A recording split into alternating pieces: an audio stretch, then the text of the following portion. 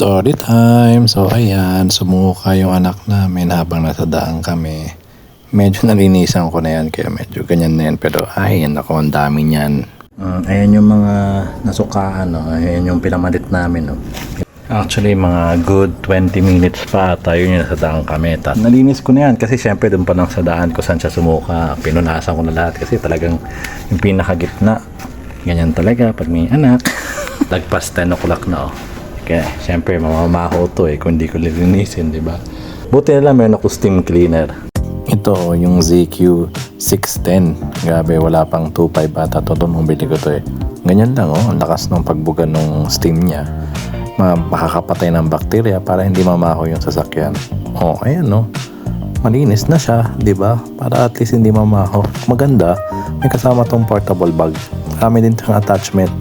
Andyan siya sa loob. Kaya bilhin na din kayo.